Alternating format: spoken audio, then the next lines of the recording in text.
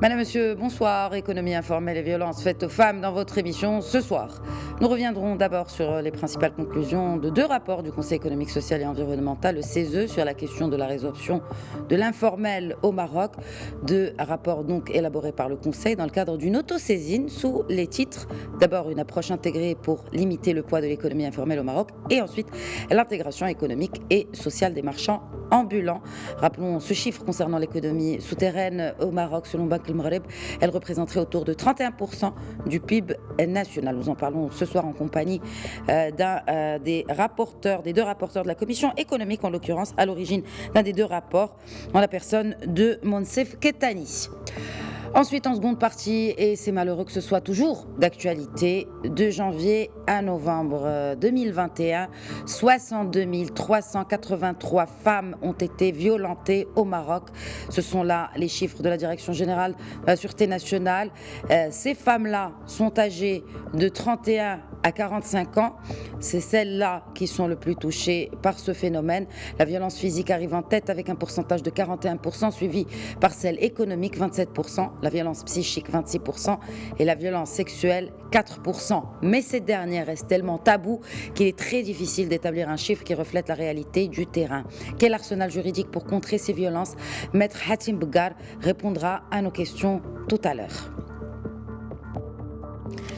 Mais avant, l'informel et le rapport du Conseil économique, social et environnemental. À ce sujet, j'accueille Monsef Kettani, rapporteur de la commission économique et membre du Conseil économique, social et environnemental. Bonsoir Monsef Kettani, merci d'être avec nous. Merci pour votre invitation. Alors si d'abord on commençait par définir l'informel, et de quel informel s'agit-il exactement dans les rapports qui émanent du Conseil? Alors, tout d'abord, je voudrais faire un petit rappel pour dire que ces deux rapports sur l'informel et les vendeurs ambulants ont été faits par deux commissions du Conseil économique, social et environnemental. Et pour information, ces rapports ont nécessité un peu plus que 120 réunions avec plus de 60 auditions. Maintenant, par rapport à la définition et ce qui a été retenu par les deux commissions, on s'est inspiré des travaux du Bureau international du travail et des rapports qui ont été faits à ce sujet, mais aussi ceux de la Banque mondiale. Pour la définition et l'angle d'attaque que nous avons choisi, on peut parler que les différents secteurs où s'exerce l'économie informelle ont des origines assez différentes. Et ces origines, on peut parler de la problématique de l'exode rural qui est liée à la faiblesse de l'offre en matière de postes d'emploi. On peut parler de l'abandon scolaire, on peut parler de certaines traditions du commerce, notamment nos souks hebdomadaires à la périphérique de nos villes, ainsi que les complications administratives qui font que le secteur informel est beaucoup plus attractif que le secteur formel, mais aussi un manque de communication qui ne met pas assez en valeur les qualités et les avantages qu'offre le secteur formel. Très bien. Et ce qui est... bon, là, nous avons la définition. Et si on parlait du poids, alors... avant de parler de ce seuil, de ramener le poids de l'économie informelle à 20%, selon bien sûr les recommandations de votre conseil, si on parlait du poids réel de l'informel, est-ce qu'on a les outils nécessaires pour quantifier ce que pèse réellement l'informel dans l'économie marocaine? Alors, pour le poids de l'économie informelle, il y a eu malheureusement très peu d'études.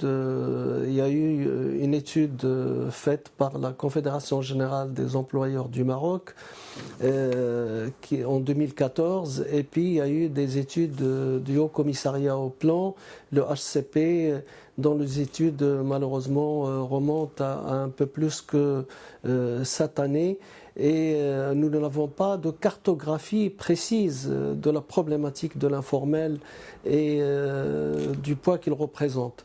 Bon, on parle de 60 à 80% du salariat au niveau national qui sont dans l'informel. Le ministère du Commerce et de l'Industrie parle de 480 000 unités de production informelle, les UPI, mais l'ensemble des intervenants et les constats que nous avons faits à travers les différentes auditions que nous avons eues, et notamment la pandémie qui est venue rappeler que les opérateurs, les petits opérateurs dans le secteur informel et surtout les activités de survie représentent un peu plus que 2 millions de personnes qui sont en activité avec un manque à gagner en recettes de l'État selon la CGEM qui dépasse les 40 milliards. Absolument, la CGEM. Mais alors, c'est intéressant que vous souleviez ce point parce que, notamment par rapport au salariat, donc on parle jusqu'à 80% de la population active qui exerce une activité informelle.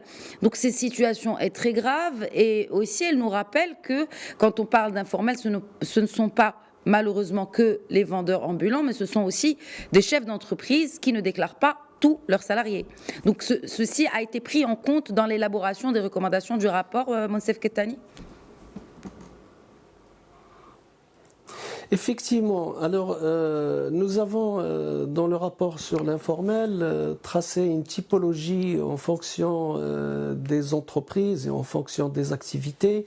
Dans cette typologie, on a pris en considération les activités de survie. On parle là des petits vendeurs ambulants, on parle des femmes qui vendent des produits alimentaires en bas de l'immeuble où elles habitent. On parle des électriciens, des plombiers qui travaillent,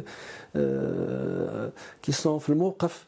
Mais on parle aussi des entreprises qui se soustraient à la loi et aux lois en vigueur et qui profitent de l'existence et de la circulation du cash, de l'existence de ce secteur important informel pour ne pas être conforme à la loi. Mais on peut parler aussi des UPI, des unités de production informelle, qui pourraient avoir les capacités de se transformer en entreprise formelle, mais pour différentes raisons, et surtout la facilité d'accès à l'informel, comme je disais, contrairement aux difficultés qui peuvent être posées par rapport à l'accès au secteur formel, de choisir la solution de la facilité. Et là, nous devons aussi revoir un petit peu nos différentes réglementations à ce sujet. Oui, certainement, il faut revoir les réglementations puisque on est toujours dans le diagnostic. Il y a eu beaucoup de stratégies qui ont été menées par différents gouvernements pour lutter contre l'informel. Il y a eu, vous avez cité tout à l'heure le chiffre de la CGEM. La CGEM, à l'époque, avait également publié un rapport, donc qui rappelle non seulement ces chiffres de l'informel, mais aussi les pistes pour résorber cette économie informelle et l'intégrer dans le tissu formel. Sauf que tout cela n'a pas réellement donné de résultats efficients et positifs. Pourquoi toutes ces stratégies pour lutter contre l'informel ne réussissent-elles pas ? Alors, d'abord, il faut rappeler que dans un des discours de Sa Majesté Lansro, la problématique du secteur informel a été relevée et il y a eu des orientations et des recommandations dans ce discours afin de résorber l'informel pour assainir notre économie nationale et la renforcer. Il y a eu différentes initiatives, il y a eu différents plans, notamment au niveau de l'initiative nationale de développement humain, à travers la deuxième phase. Et on se rappelle de tout ce programme relatif aux activités génératrices de revenus et les aides que l'État et l'INDH a apportées aux différentes personnes vulnérables et en situation précaire. pour accéder à l'insertion via les emplois de proximité. À juste titre, d'ailleurs, il faut rappeler que l'INDH a mis en place un troisième, au niveau de l'INDH troisième phase, un programme dédié à l'entrepreneuriat. Il y a eu l'expérience des centres commerciaux de proximité, la Souaq Namoudajia, qui a donné des résultats dans certaines zones. On peut rappeler à ce juste titre l'expérience à Casablanca de Sidi Bernossi, mais aussi l'expérience de la ville de Berkane, où les autorités locales, avec l'INDH, ont fait un travail très intéressant, important, et qui mérite d'être étudié et dupliqué pour venir en aide aux populations qui souhaiteraient se formaliser. Il y a eu aussi d'autres initiatives par rapport à l'insertion financière. Cependant, on peut dire, et le constat que nous avons fait, que l'ensemble de ces initiatives n'ont pas donné les résultats escomptés et n'ont pas permis d'arriver.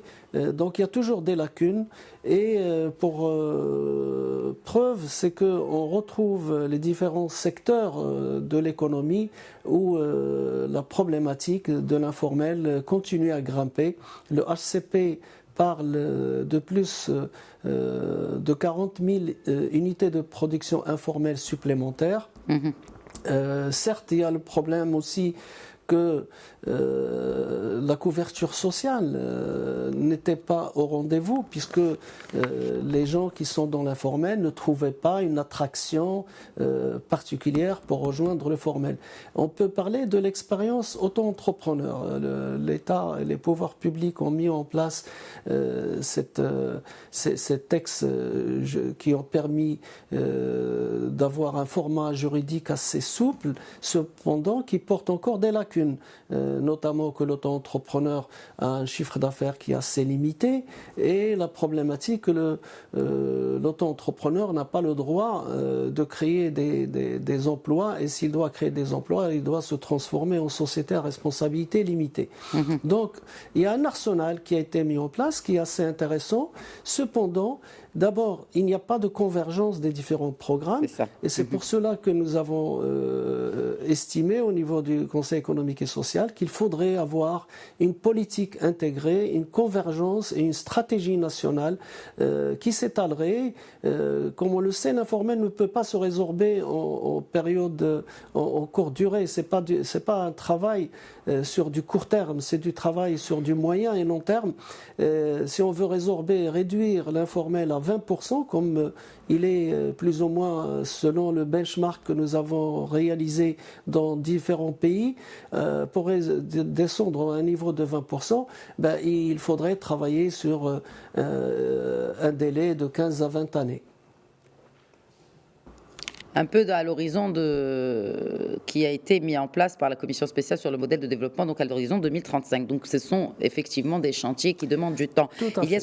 Il y a ce chantier de généralisation de la protection sociale. Comment, selon vous, comment ce grand chantier de la généralisation de la protection sociale peut-il être bénéfique? Bon, certainement, il va être bénéfique pour ces populations qui ne sont pas bien sûr couvertes, notamment pour la couverture médicale, mais aussi pour résorber l'informel. Alors, après étude sur les deux rapports, nous avons constaté effectivement que la généralisation de la protection sociale est un élément clé, c'est un des fondements qui permettrait aux différents opérateurs dans le secteur informel de rejoindre le secteur formel, parce que c'est un avantage certain. Concret parce que aujourd'hui les problèmes que vivent et la précarité que vivent les familles qui sont autour des personnes qui sont dans l'informel, tout le monde les connaît, sont assez graves et je veux dire n'encouragent pas la transition de notre pays vers un état social qu'il faudrait. Alors les orientations royales effectivement sur les 5 ans à venir vont permettre au Maroc de faire un pas important en matière de l'État social qui pourrait solutionner cette problématique de couverture sociale. Et les retombées de ce programme vont se faire aussi bien pour les UPI, les unités de production informelle, que pour les salariés qui y travaillent. Alors, cet assainissement de notre économie par le bas doit être accompagné avec un ensemble d'autres mesures. Et là, les administrations, les pouvoirs publics, le gouvernement a une voie en or de faire accompagner ce programme de couverture sociale, de cette généralisation de couverture sociale, avec d'autres mesures tout aussi importantes que nous retrouvons par rapport aux recommandations dans les deux rapports du Conseil économique et social. Et si je peux en parler maintenant. Oui, bien sûr. Justement, parce qu'il nous reste un peu moins de 10 minutes, si on pouvait évoquer effectivement avec vous les 7 recommandations en l'occurrence qui visent à ramener le taux de l'informel dans l'économie nationale à 20%. Donc comment concrètement, bien sûr, grâce à l'étude que vous avez faite au sein du Conseil économique, social et environnemental? Alors, d'abord, nous avons essayé à chercher et à nous poser la question qu'est-ce qui facilitait l'accès à l'informel et comment faire que ces déficits qu'on retrouve dans le secteur formel, on peut les faire basculer. Donc c'est une opération d'entonnoir où nous avons dit il y a certaines mesures qui, ne vont plus favoriser les jeunes et toutes les personnes exerçant différentes activités d'aller vers l'informel.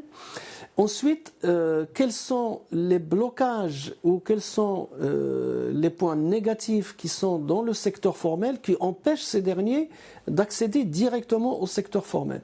Alors, on n'a pas le temps matériel de citer l'ensemble des recommandations et les analyses.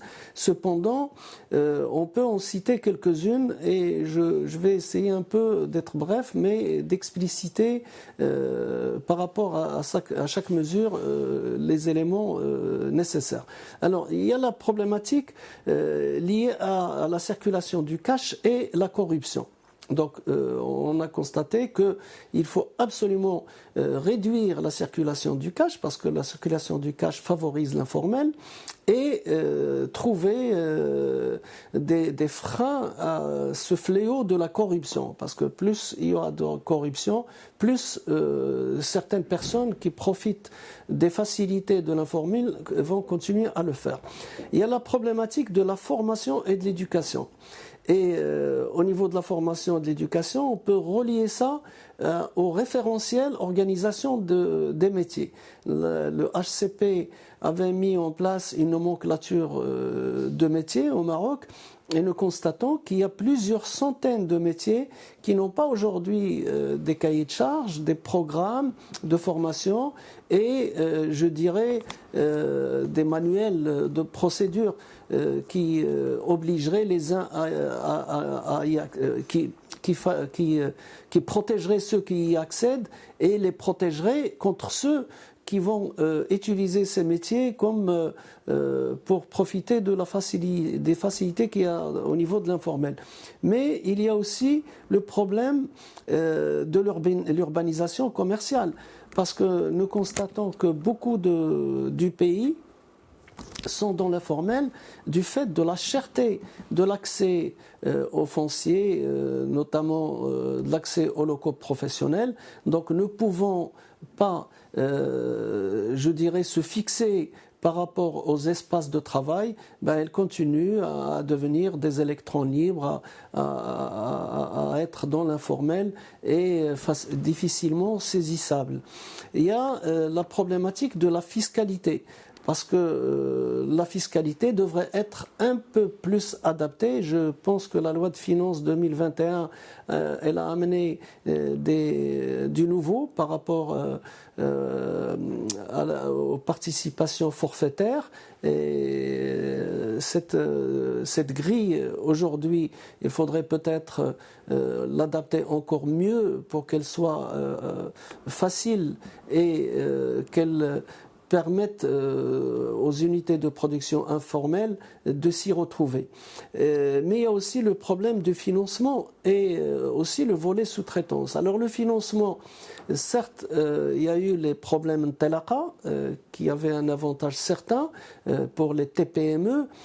Cependant, les petites et les micro-entreprises ont toujours des problèmes en dehors du microcrédit qui a quand même connu un certain succès. Donc aujourd'hui, nous savons que le gouvernement arrive avec un nouveau programme qui s'appelle Forza, qui est accès à un crédit jusqu'à 100 000 dirhams. Mais n'oublions pas que l'INDH aussi a mis en place depuis 2 ans un programme de soutien pour les UPI et tous les jeunes qui ont accès à l'entrepreneuriat. Donc le financement, on peut dire qu'il y a des outils, mais pas suffisants pour accompagner cette transition qui devrait être importante du secteur informel vers le formel. Je parlais des marchés et de l'accès au marché, de la sous-traitance. Alors, effectivement, la co-traitance et le regroupement dans des groupements d'intérêt économique ou dans des différentes unités de production informelle peut être un outil, mais il faut aller encore un peu plus et nous proposons qu'il y ait un ensemble d'outils, notamment des techniques comme celle du parrainage, de la bourse de la sous-traitance, de la mise en place et la création des labels et des franchises pour toutes ces petites entreprises, pour qu'elles puissent se mettre en réseau, qu'elles travaillent en réseautage et qu'elles se renforcent. Mais il y a aussi un élément clé et qui est fondamental, c'est que tout ce travail, l'ensemble de cette dynamique doit être faite au niveau territorial, donc au niveau local et régional, mais en faisant accompagner cette transformation et ces actions avec le tissu associatif. Et donc, il faut renforcer les associations des UPI, les associations des entrepreneurs qui sont dans l'informel et les écouter et en faire une partie prenante de cette transformation et de la mise en place de l'ensemble de ces mesures. Et comme j'ai dit, c'est un travail de moyen et long terme et donc le renforcement de ce tissu associatif doit se faire et matériellement, financièrement, mais aussi avec les ressources humaines nécessaires pour cette transformation. Alors, bon, pour clore, parce que vous avez parlé de convergence, mettre bien sûr les moyens humains, mais aussi financiers pour permettre la réalisation de toutes les recommandations que vous venez de citer. Mais cela émane de la responsabilité de qui finalement ? Qui avez-vous identifié ? Pas en personne, bien sûr, ou même quels sont les départements qui sont concernés. Il y a bien sûr la responsabilité de l'administration qui est très grande, mais pas que. Alors, in fine, qui doit mettre la main à la pâte et participer à ce chantier de la résorption de l'informel ?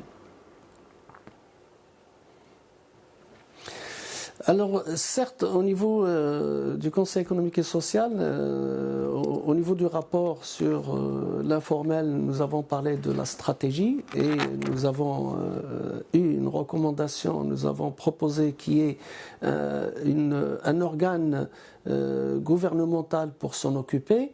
Au niveau des vendeurs ambulants, pour la mise en place et la mise en œuvre du programme, nous avons parlé d'un delivery unit, de façon à ce que... Mais on constate, et peut-être que ce gouvernement a entendu les différentes recommandations du CES, puisque aujourd'hui on a un ministère de l'insertion économique, de la PME, et de l'emploi. Le regroupement, à mon avis, avec un budget qui est assez conséquent, à sa tête de ce ministère, Yassi Younes Khoury, aujourd'hui pourrait être l'organe. Pour rappel, dans les gouvernements antérieurs, on a déjà eu un secrétariat d'État à l'informel. Oui. Et donc, la mise en œuvre de l'ensemble des programmes peut être logée au niveau de ce département ministériel, effectivement, sans oublier oublier que ça concerne tous les départements des différents secteurs d'activité existants. Ça veut dire le commerce, l'artisanat, tout ce qui touche au secteur agroalimentaire et la pêche côtière, le commerce, comme j'ai dit. Donc l'ensemble des autres secteurs et départements ministériels sont concernés. Merci beaucoup, Monsef Ktani, d'avoir partagé avec nous les principales conclusions et recommandations de ce rapport très important au vu des espérances et bien sûr de tous les objectifs que s'est fixé le Maroc pour booster son économie, sa croissance, et ça ne passera pas sans l'intégration de l'informel. Encore une fois, merci beaucoup, Monsef Ktani. Merci à vous, merci pour votre intérêt. Passons tout de suite à la seconde partie de Questions d'actu. À tout de suite.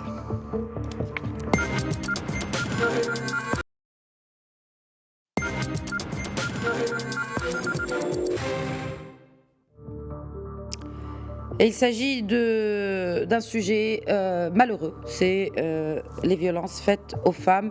Le dernier rapport du HCP, du Haut Commissariat au Plan sur la condition féminine au Maroc, qui a été publié, rappelons-le, en octobre dernier, avait révélé que 57% des femmes qui ont été victimes d'un acte de violence, la prévalence des violences économiques et sexuelles, ont fortement augmenté, quasiment doublé en 10 ans. On en parle en compagnie de Maître Hatim Begar, avocat au barreau de Kenitra. Bonsoir Maître Begar, merci de vous joindre à nous dans Questions d'actu. Bonsoir et merci pour l'invitation. Bon, il y a beaucoup de questions et puis de questionnements, notamment par rapport à ces violences faites aux femmes d'un point de vue juridique. Aujourd'hui, qu'est-ce qui a changé et pourquoi on parle encore de ce sujet malheureusement pas en baisse, mais plutôt en hausse des cas? Parce que c'est un problème qui ne connaît pas de clivage, ni culturel, ni géographique, ni social. C'est un problème qui dure depuis belle lurette. Et malheureusement, la loi ne peut pas apporter une réponse définitive ou faire en sorte que ça soit arrêté définitivement. La loi ne peut que aider à lutter contre ce problème-là. Et nous avons une batterie de textes de loi, d'anciens textes de loi, de nouveaux textes de loi. Le plus récent date est entré en vigueur en 2018, septembre 2018, la loi 103/13, relative à la lutte contre la violence à l'égard des femmes. Nous avons aussi des articles éparpillés un petit peu, tant sur le code pénal, ou le code de la famille aussi, avec certaines modifications et améliorations et adaptations nécessaires, surtout concernant le code de la famille.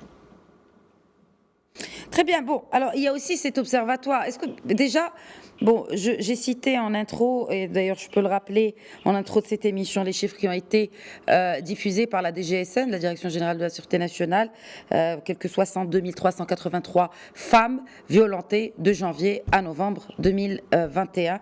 Est-ce qu'on a, avant de parler des raisons et des causes, est-ce qu'on a déjà d'autres chiffres? Bien sûr, cela est relatif aux plaintes qui ont été déposées auprès des autorités compétentes.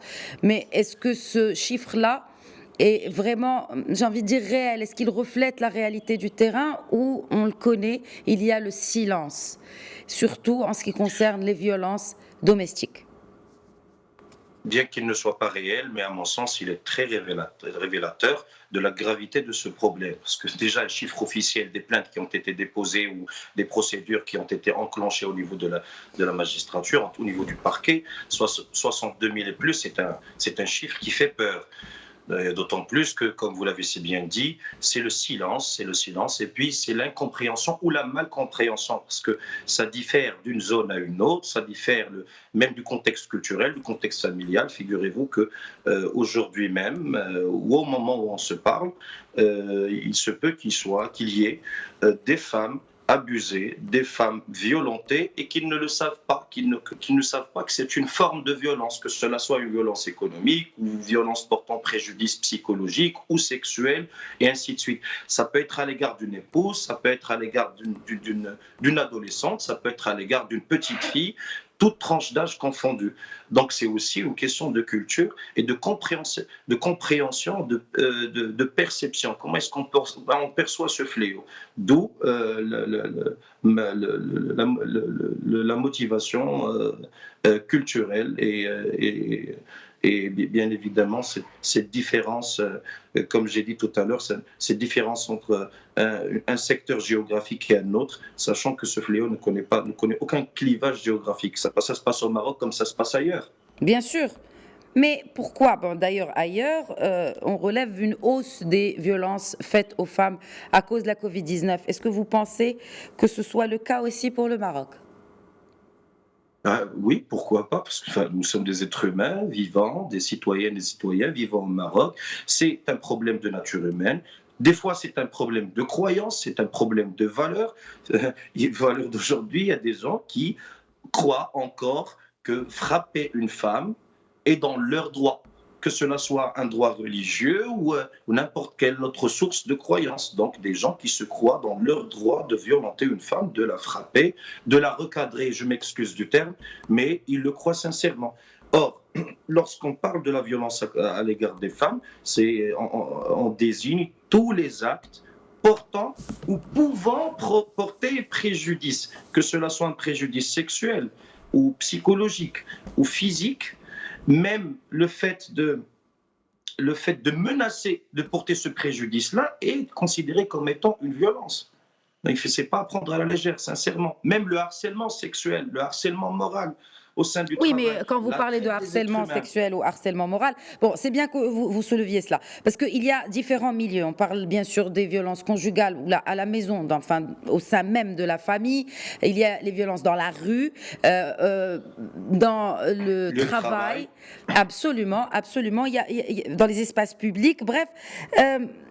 Quelles sont les formes, puisque vous avez parlé de harcèlement sexuel, vous avez parlé tout à l'heure de violence économique. Qu'est-ce que c'est, une violence économique?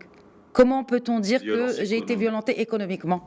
Parce qu'on peut ne pas comprendre. Par un texte de loi, par exemple. En la première partie de l'émission, on parlait de l'économie informelle ou non formelle. C'est une forme de violence économique à l'égard de certaines tranches de société. Ça peut être des femmes, que ça peut être d'autres genres, mais c'est une violence économique, soit émanant d'un contexte social, soit émanant d'un texte de loi qui n'est pas cohérent, qui n'est pas applicable et qui a des finalités fâcheuses, qui a un impact négatif sur la société, une tranche de société. Ça peut être une violence économique.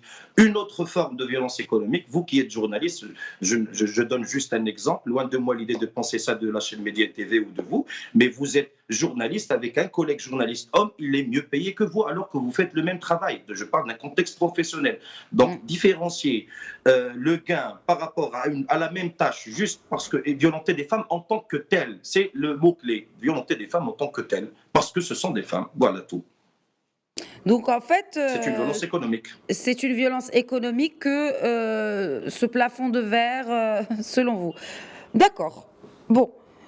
Alors, est-ce qu'il y a un arsenal juridique assez solide pour contrecarrer ces violences? D'abord sur le plan économique et social, et puis on parlera aussi de ces violences sexuelles, parce qu'on n'en parle pas assez. Elles sont là, elles sont surtout tues, et on en parle malheureusement que dans ce genre d'émissions, et c'est une bonne occasion de le faire. Donc, est-ce que l'arsenal juridique aujourd'hui au Maroc permet de contrecarrer ces violences correctement, selon vous, en tant que juriste? La loi marocaine est très avancée par rapport à d'autres pays. Par exemple, les États-Unis, aujourd'hui, ils traitent la chose avec ce qu'on appelle les 3 Ps. PPP, Prosecuting, Prevention, Protection, Prosecuting. La prévention, la protection et la lutte contre l'impunité. Au Maroc, avec le texte de loi, le 103-13, nous avons une 4e dimension. En plus de la prévention, la protection et la lutte contre l'impunité, la prise en charge adéquate, à savoir la création des cellules au niveau des tribunaux de première instance, des cours d'appel, des cellules d'écoute, des cellules de suivi et d'assistance, des centres d'écoute en collaboration avec la société civile. Et nous avons des établissements étatiques, qui en l'occurrence le Conseil national des droits de l'homme, qui travaille de façon très liée avec la société civile marocaine, opérant effectivement sur ce sujet. Maintenant, on en arrive au fameux tabou, un tabou qui est fameux, la violence sexuelle. La violence sexuelle qui peut avoir plusieurs formes et qui est l'une des formes, tenez-vous bien, l'une des formes de la traite des personnes, la traite des êtres humains.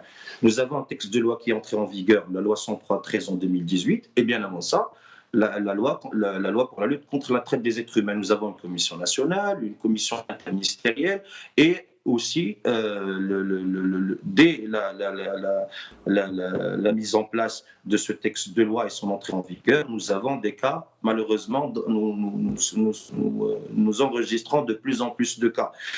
Par contre, il y a certains amalgames.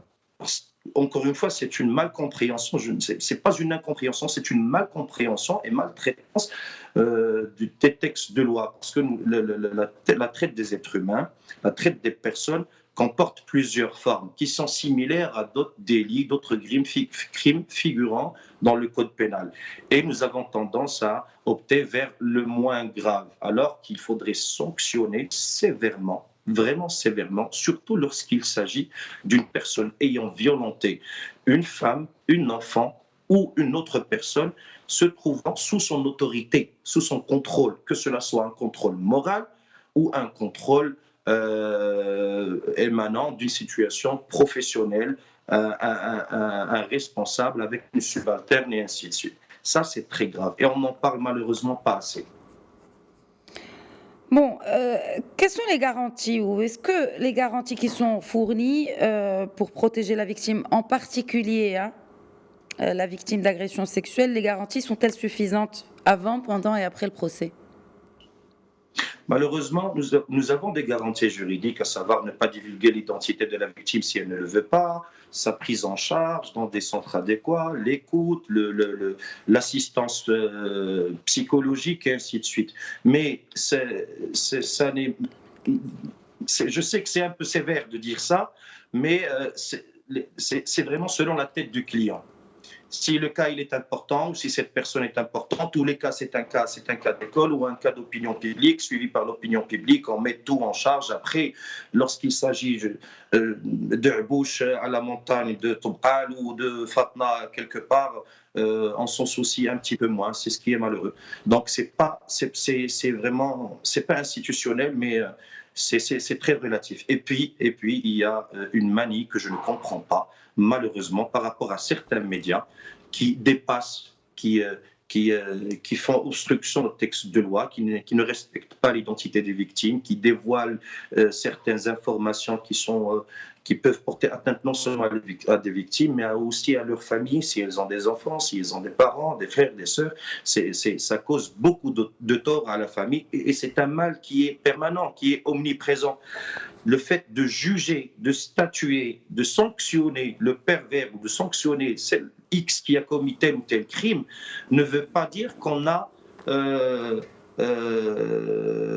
remis en place ce préjudice, qu'on a enlevé ce préjudice-là et que la victime a été satisfaite. Loin de là, la victime a besoin d'assistance psychologique et psychique pendant longtemps. Et ça nécessite des moyens importants, tant au niveau de l'infrastructure qu'au niveau des ressources humaines adéquates, compétentes et aussi des moyens financiers. Ouais, D'ailleurs, si vous me le permettez, bien sûr, Maître Boghal, Khadija, je vous en prie.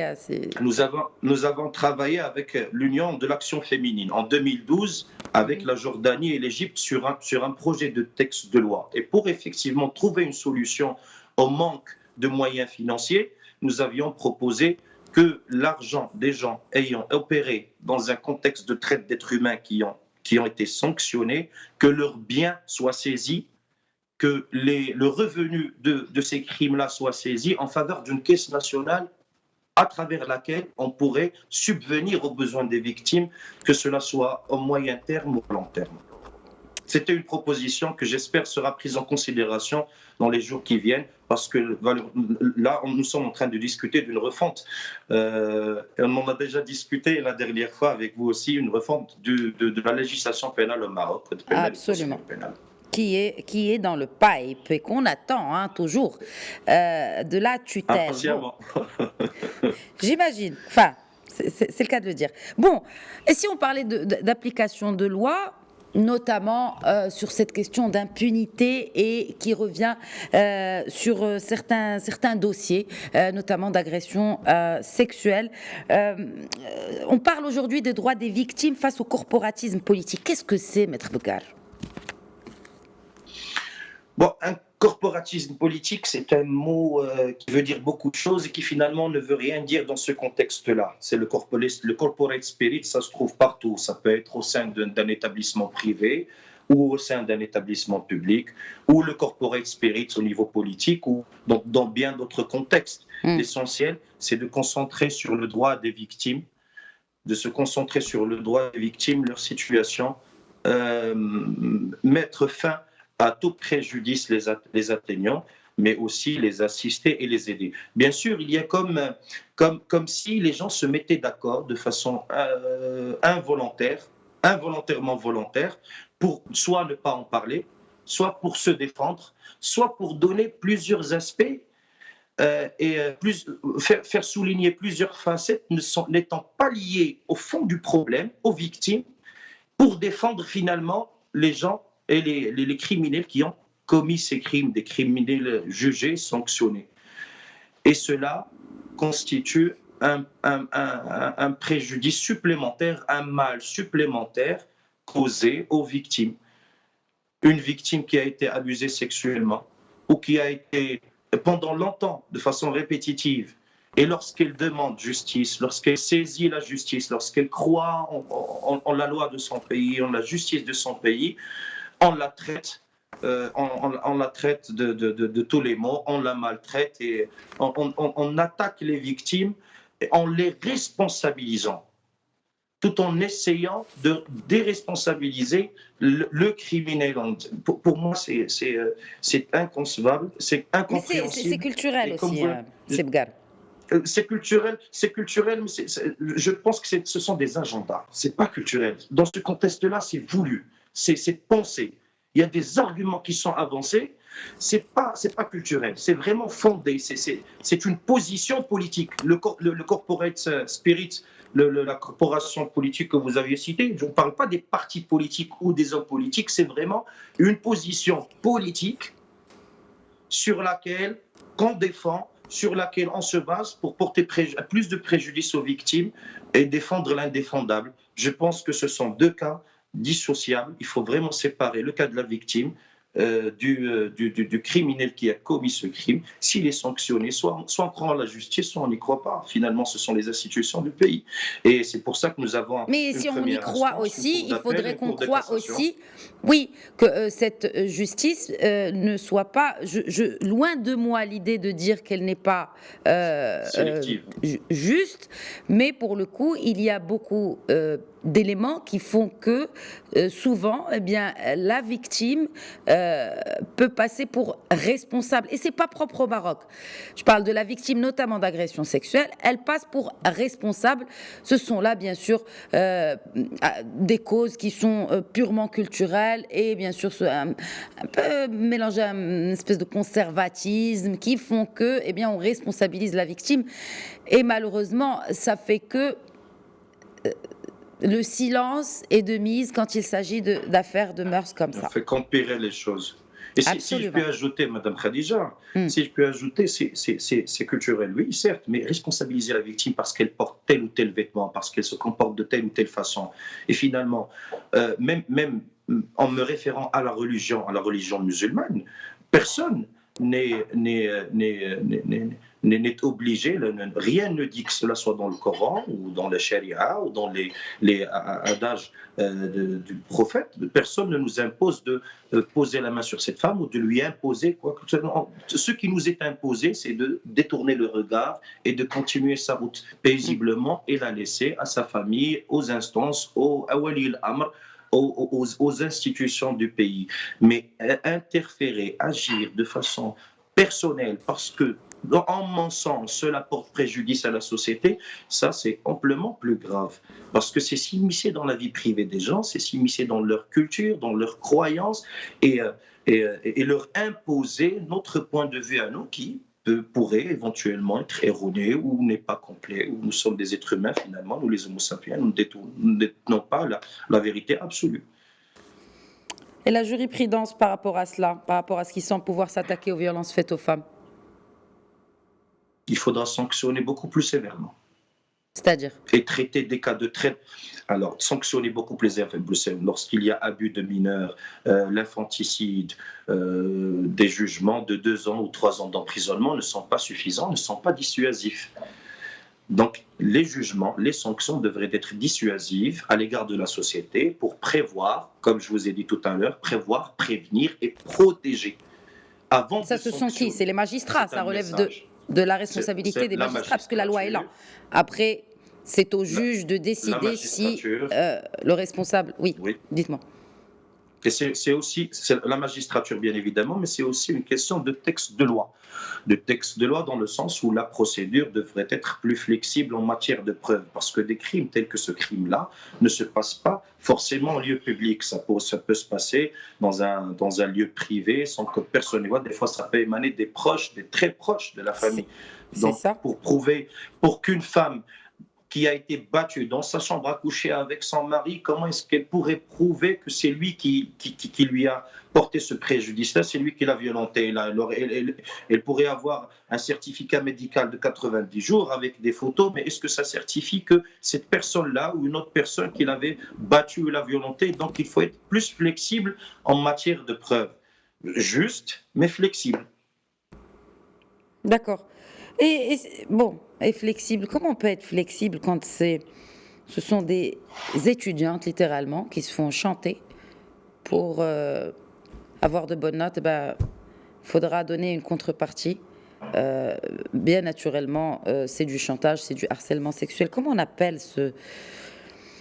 on définit cette violence faite aux femmes, aux jeunes filles, en fait, dans nos universités aujourd'hui, sans citer de nom, bien sûr? C'est un cas qui est traité par la justice actuellement. Il nous est interdit d'en discuter en tant que tel, mais on en prendra exemple. Et comme j'ai dit tout à l'heure, dès qu'il y a autorité morale, il y a abus, il y a exploitation. Ça ne relève plus de l'harcèlement. On ne parle plus de violence. On parle de traite d'êtres humains, traite des personnes. Abuser des femmes à des fins sexuelles, avec exploitation. Vous savez, le texte de loi, juste après la Convention du Conseil de l'Europe de 2005, ils ont changé un terme et ça a tout changé. Avant, il fallait que la victime soit violentée ou que l'abus sexuel lui soit imposé. Donc, il se devait à elle, c'était à elle de prouver qu'elle avait été abusée et en utilisant la force. Donc, c'est elle qui devait prouver. Mais l'évolution du texte de loi a fait qu'il suffit de prouver qu'il y a eu exploitation d'une situation où l'exploiteur a un contrôle moral, une autorité morale sur la victime, et ça suffit pour dire, à des fins sexuelles bien évidemment, et aussi il y a d'autres formes de traite d'êtres humains, de traite de personnes, mais dès qu'il y a exploitation avec autorité morale, c'est une traite des personnes. Et pas moins que ça. C'est un délit très grave. Très bien. Et il est important de rappeler certaines choses et d'en parler, bien sûr, dans ce genre d'émission, mais pas que. Et vous avez parlé tout à l'heure de certains médias. Malheureusement, c'est le cas. Et ils véhiculent même des idées qui peuvent porter même atteinte à ces femmes et qui finalement ne servent pas la condition féminine, bien loin de là. Et au contraire, elles peuvent même aggraver une situation déjà assez grave. Merci beaucoup, Maître Bougar, d'avoir répondu à nos questions ce soir. J'aurais aimé vous dire tout le plaisir était pour moi, mais ce n'est pas un sujet à plaisir. Donc j'étais ravi de vous parler et d'échanger sur ce sujet. Merci beaucoup, Khadija. Merci, à très vite. Merci, c'est Bougar. Au revoir. Au revoir. Voilà, c'est la fin de Questions d'Actu. Très bonne soirée.